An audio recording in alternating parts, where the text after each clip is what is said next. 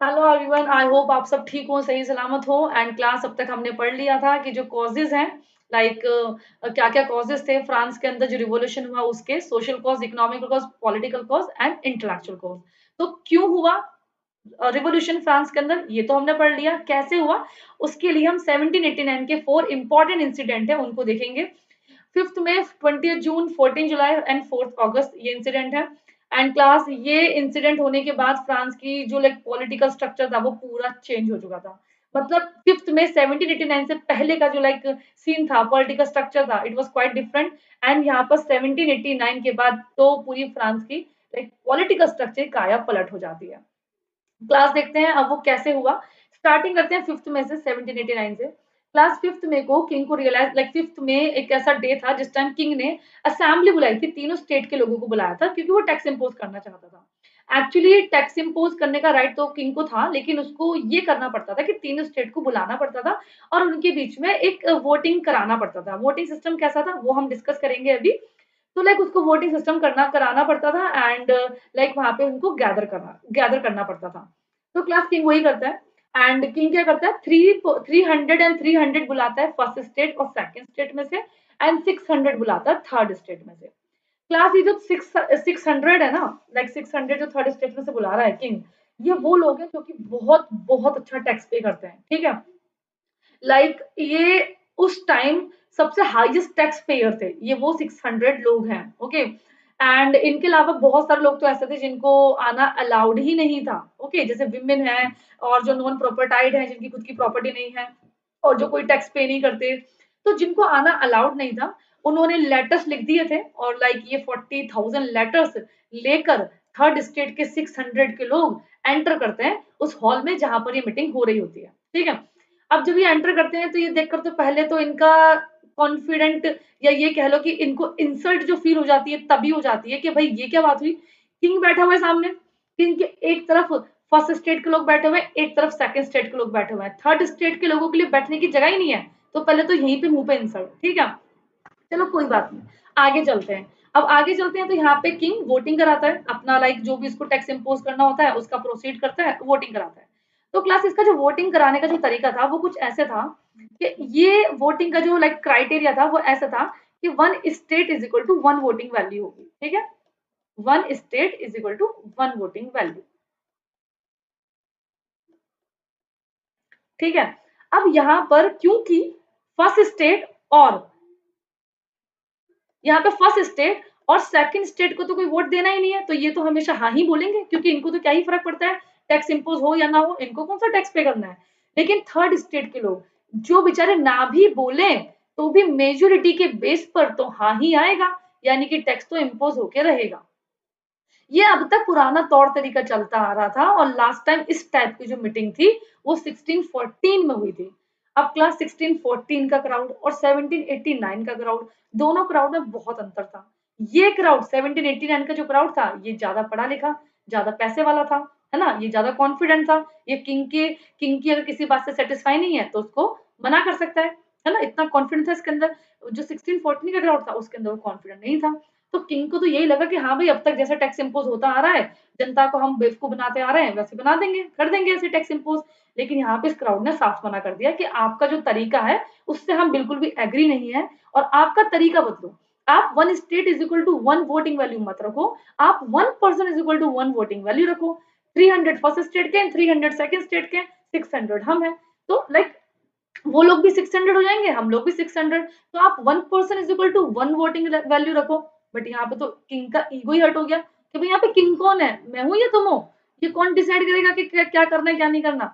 यहाँ पे clashes create हो जाते हैं और ये मीटिंग भंग हो जाती है, डिसबैंड हो जाती है। और यहाँ पर ये जो लाइक नेशनल, ये जो थर्ड स्टेट के लोग होते हैं जो 600 होते हैं, ये उस मीटिंग से वापस आ जाते हैं, ठीक है। लेकिन यहाँ पे वापस आने के बाद अब ये डिसाइड किया जाता है कि आगे क्या करना रहेगा हमको, लाइक आगे ये तो लाइक हद ही होती जा रही है। इसका मतलब तो ये हो गया कि किंग टैक्स पे टैक्स इम्पोज करते जाएंगे और हम लोग टैक्स पे करते जाएंगे, नहीं ऐसा नहीं होगा, ठीक है। अब इसको क्या करना पड़ेगा, हम इस चीज को, इस सिस्टम को बदलना पड़ेगा। और इसीलिए इस सिस्टम को कैसे बदलना है कैसे नहीं बदलना है, इसीलिए ये लाइक जो 600 जो लोग थर्ड स्टेट के होते हैं और प्लस और कुछ लोग जो कि अच्छे टैक्स पेयर होते हैं थर्ड स्टेट के, ये लोग मिलते हैं एक टेनिस कोर्ट में, ठीक है। कब मिलते हैं? ये अपनी सेकंड इंसिडेंट स्टार्ट हो रहा है 20 जून को 1789 को, ठीक है। सो 20 जून 1789 को मिलते हैं ये लोग ट्रीटी ऑफ वर्सलिस के अंदर एक टेनिस कोर्ट होता है, वहां पे लोग मिलते हैं और डिसाइड करते हैं कि भाई क्या करना है अपने को। लाइक इस तरीके से टैक्स तो किंग तो टैक्स पर टैक्स इम्पोज करेगा, है ना, तो कुछ करना है। तो ये लोग डिसाइड करते हैं कि अपने को ये करना है कि अब हम किंग से डिमांड करेंगे हमारे कॉन्स्टिट्यूशन खुद बनाने की, कि हम अपना कॉन्स्टिट्यूशन खुद फ्रेम करेंगे और हम किंग की पावर को लिमिटेड करके मानेंगे। बहुत हो गया किंग का एब्सोल्यूट राइट, एब्सोल्यूट पावर। अब किंग की पावर होंगी लिमिटेड और पावर बटेंगी जनता में, ठीक है। और यहाँ पर अपना कॉन्स्टिट्यूशन बनाने का भी हक हम खुद लेंगे, हम खुद फ्रेम करेंगे। ये मीटिंग, ये ओथ लेते हैं, ये शपथ लेते हैं नेशनल असेंबली के लोग। नेशनल असेंबली खुद को प्रोक्लेम करते हैं ये लोग। कौन लोग? ये जो थर्ड स्टेट के जो वेल्दी लोग हैं ना, यही अपने आप को नेशनल असेंबली प्रोक्लेम करते हैं और बोलते हैं किंग की पावर को डिस्पोज कर देंगे, यानी कि तो सॉरी किंग की पावर को हम लोग लिमिटेड कर देंगे एंड अपने लिए खुद का कॉन्स्टिट्यूशन खुद बनाएंगे। और जब तक ऐसा नहीं कर लेते हैं हम डिस्पोज नहीं होंगे, अलग अलग नहीं होंगे, यूनिटी में रहेंगे। तो क्लास आपको याद है मैंने स्टार्टिंग में आपको बताया था फ्रेंच रेवोल्यूशन ने हमको तीन चीजें दी हैं, लिबर्टी, इक्वालिटी, फ्रेटर्निटी। तो यहाँ पे लोग फ्रेटर्निटी यानी कि भाईचारा यानी कि ब्रदरहुड में यानी कि यूनिटी में होने की स्टार्टिंग हो जाती है। लेकिन इसमें अभी भी थोड़ी कमी है जिसको हम आगे डिस्कस करेंगे कि यहाँ पर अभी भी आप नोटिस करो वेल्दी लोग हैं, वेल्दी सेक्शन है, अभी भी पुअर लोगों का लाइक इसमें इन्वॉल्वमेंट नहीं आया है।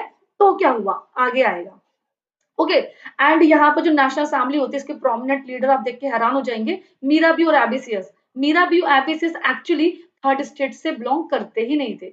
मीराबी नोबल फैमिली से बिलोंग करते थे और एबिसियस कहाँ से? प्रिस्ट से, ठीक है, यानी कि फर्स्ट स्टेट के थे।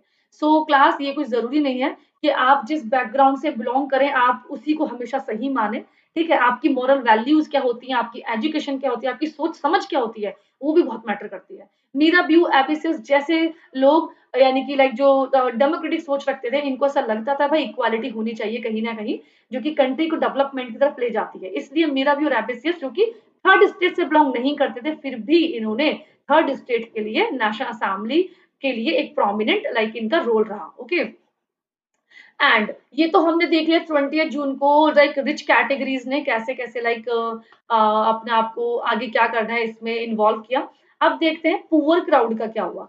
तो 14 जुलाई जो कि आपका लाइक स्टॉर्मिंग ऑफ बेस्टिल आपके चैप्टर के स्टार्टिंग में फर्स्ट पेज पे दिया भी है, ये उसी से रिलेटेड टॉपिक है। इसमें क्या होता है क्लास 14 जुलाई को 14 जुलाई से कुछ टाइम पहले ऐसा होता है कि बहुत कड़ाके की ठंड पड़ जाती है एंड क्रॉप फेल हो जाती है, एक बैड हार्वेस्ट आ जाता है, जिसकी वजह से मार्केट में ग्रेन्स जो होते हैं वो बहुत कम हो जाते हैं।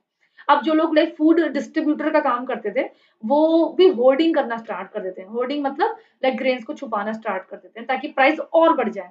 ऐसे में बेचारी जो औरतें जो लाइक लाइन में घंटों लगी रहती थी इस उम्मीद में भाई शाम तक उनको कुछ खाने पीने का मिल जाएगा, फूड ग्रेन्स मिल जाएंगे और अपने बच्चों को घर पे जाके खिलाएंगी, उनको उनको कई बार बिना लाइक कुछ मिले ही उनको घर जाना पड़ जाता था, ठीक है।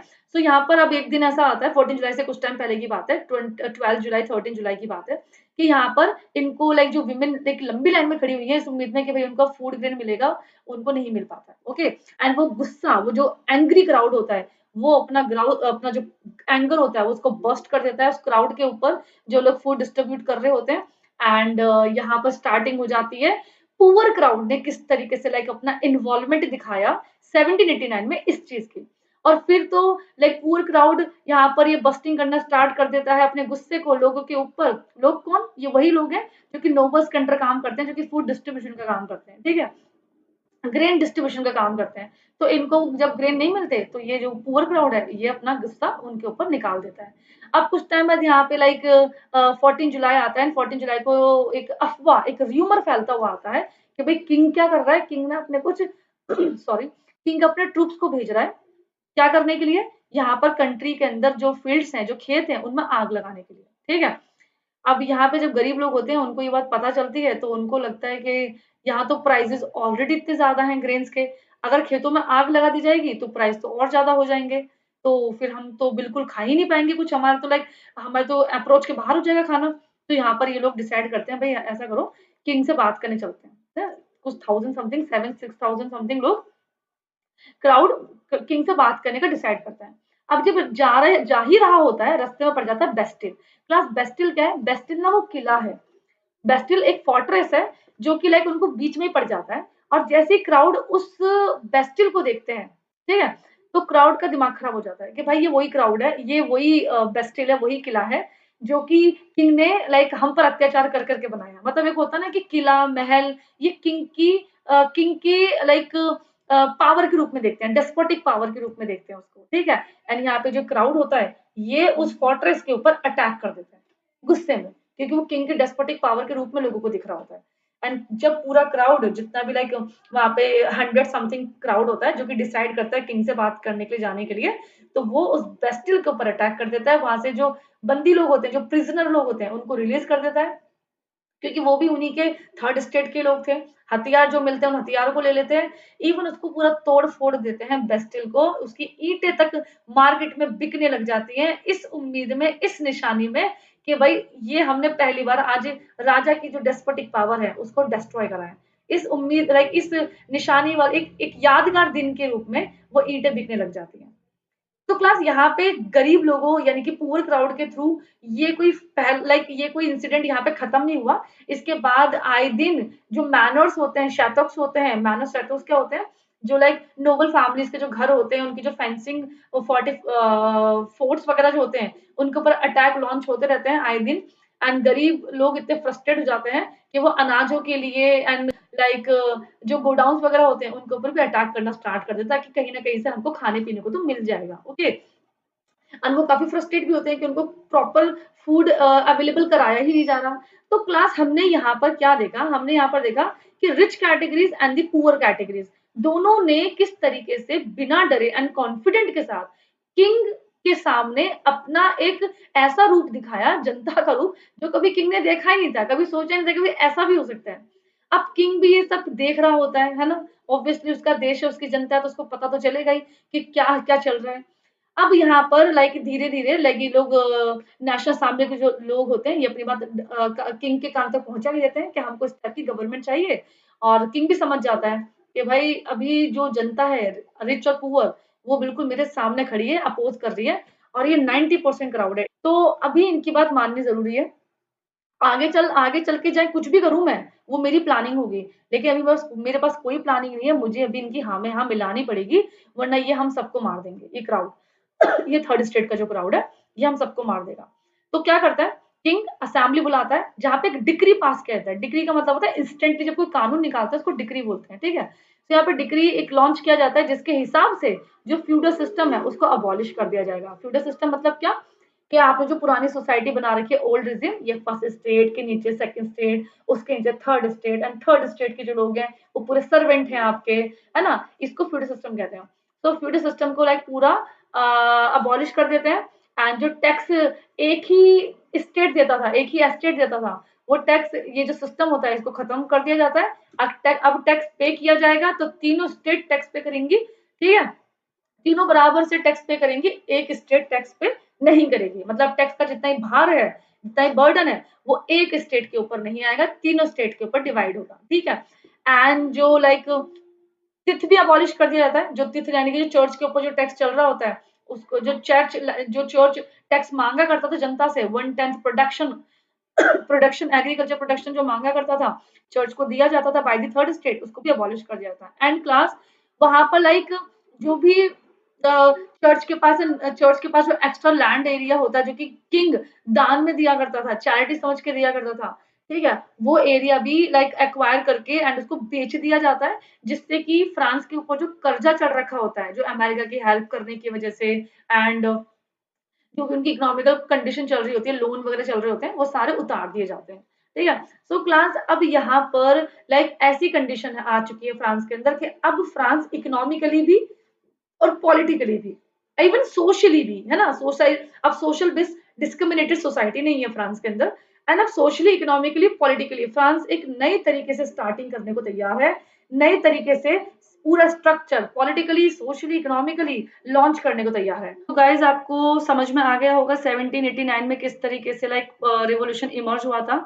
अब नेक्स्ट वीडियो पार्ट 4 वीडियो के अंदर हम लोग देखेंगे कॉन्स्टिट्यूशन मोनार्क 1791 में जब फ्रांस में आई तो क्या-क्या चेंजेस हुए, बेसिक चेंजेस एंड उनका जो प्रीएम्बल था उसमें जो सिंबल्स दिए गए हैं उनको हम लोग डिस्कस करेंगे and yes of course Jean Paul merit के जो व्यूज़ थे उनको भी डिस्कस करेंगे।